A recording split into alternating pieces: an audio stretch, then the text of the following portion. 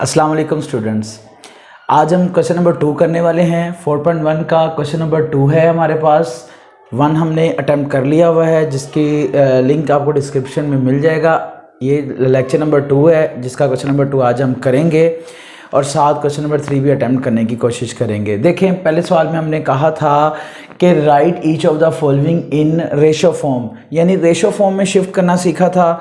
आज हम ratio form से फ्रैक्शन फॉर्म में कन्वर्ट करना सीखेंगे। उसी तरह उसका ऑपोजिट हो जाएगा, यानी फ्रैक्शन फॉर्म से रेशो फॉर्म में इस तरह किया था और आज रेशो फॉर्म से फ्रैक्शन फॉर्म में आप शिफ्ट करना सीखेंगे।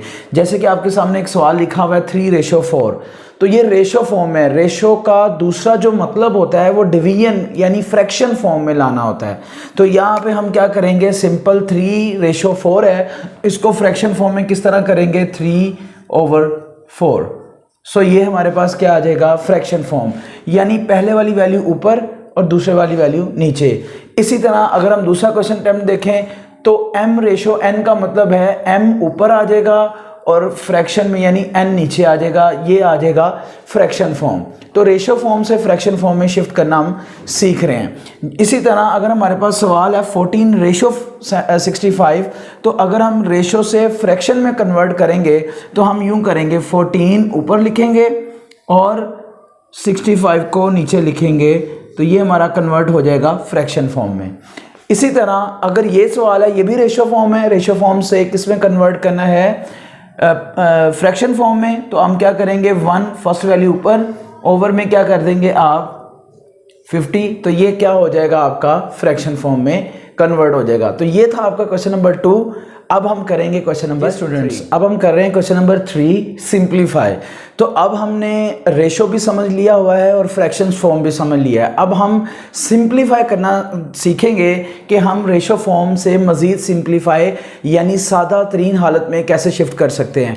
देखिए आपके सामने लिखा हुआ है 4:8, तो आपने क्या करना है, ये रेशो फॉर्म है, रेशो फॉर्म से इसको कन्वर्ट कर देना है फ्रैक्शन फॉर्म में। जब आप इसको फ्रैक्शन फॉर्म में कन्वर्ट करेंगे तो ये यूं हो जाएगा 4/8। जब अब ये इस कंडीशन में आ जाएगा, इस फॉर्म में आ जाएगा, तो आपने ये चेक करना है कि ये दोनों एक ही टेबल पे कट हो रहे हैं। तो ये 4 और ये 8 एक ही टेबल पे जा रहे हैं और वो जा रहे हैं 4 पे, 4 1s पे जा रहा है, 4 2s are, तो दोनों एक ही टेबल पे कटिंग हो रही है। तो 4 1s are 4 और 4 2s are 8, तो ये मजीद कट नहीं हो सकते। तो हमारा आंसर जो फाइनल आएगा वो आएगा 1:2। तो ये देखें, हमने इसको सिंप्लीफाई कर दिया। पहले रेशो से फ्रैक्शन फॉर्म में किया, फ्रैक्शन फॉर्म से इसकी कटिंग की जिस टेबल पे जा रहा है, हालांकि ये 2 पे भी जा रहा है, लेकिन हमने बड़े टेबल पे कटिंग करने की कोशिश करनी है कि बार बार कटिंग करने की जरूरत ना पड़े।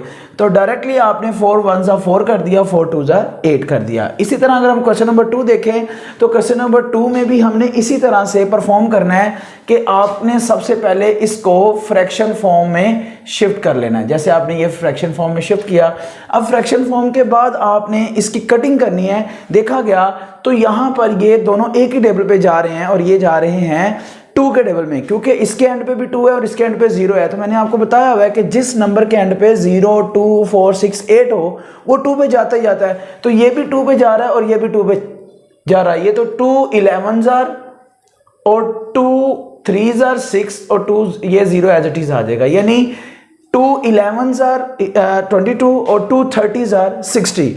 सो ये दोनों कटिंग हो गया। अब मजीद ये एक टेबल पे नहीं जा रहे, तो इसको सिंप्लीफाई करके हमने लिख दिया 11:30। तो याद रखें कि आपने कटिंग करनी है तभी ये सिंप्लीफाई यानी सिंपलेस्ट फॉर्म में जाएगा। और कटिंग करने का रूल ये है कि रेशो से पहले फ्रैक्शन में कन्वर्ट करें एंड देन उसको एक टेबल पे कट करें जिस टेबल पे वो जा रहा है। बड़े का बड़ा टेबल भी देखा जाता है। अब ये देखिए, ये पहले ही फ्रैक्शन फॉर्म में है लेकिन दरम्यान में रेशो भी है। तो अगर ऐसी कोई सूरत हाल पैदा हो जाए कि ये नंबर ही फ्रैक्शन में आ जाए और दरम्यान में रेशो आ जाए, तो आपने हमेशा ये करना है कि जो नीचे वाले 2 नंबर हैं 3 और 6, इसको आपने एलसीएम के तौर पर यूज कर लेना है। यानी 3 और 6 का आपने ले लेना है एलसीएम।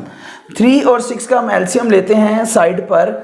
देखिए 3 और 6 का एलसीएम, 3,6 का एलसीएम आपने लेना सीखा है। दोनों एक टेबल पे जा रहे हैं। पहले आप 2 पे देखेंगे, 2 3 नहीं आता, 2 3s are 6। अब दोनों 3 पे जाएंगे, 3 1s are 3 1s are, so 2 3s are 6, यानी 6 इसका एलसीएम आ गया, एलसीएम आ गया 6।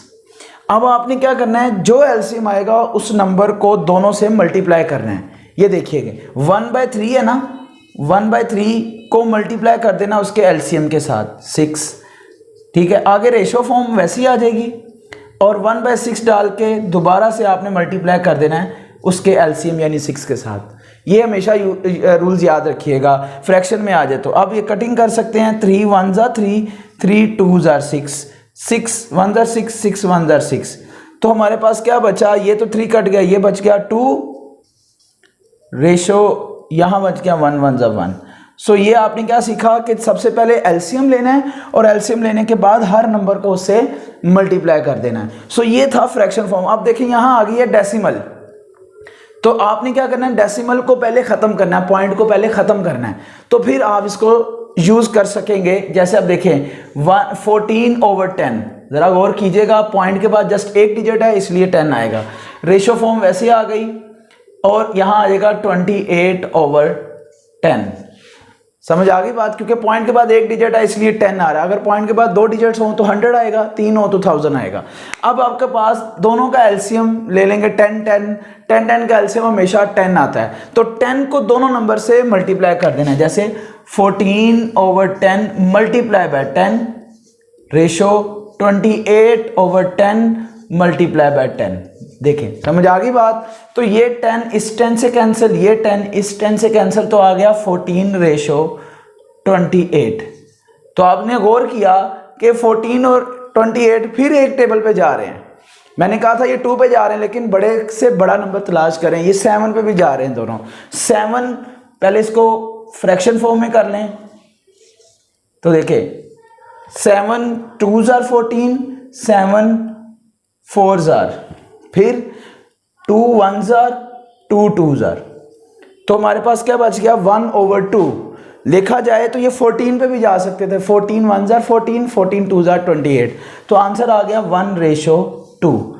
सो ये आपका आंसर आ गया। तो इस तरह से आपने ये सवाल सॉल्व करने हैं, प्रैक्टिस करनी है।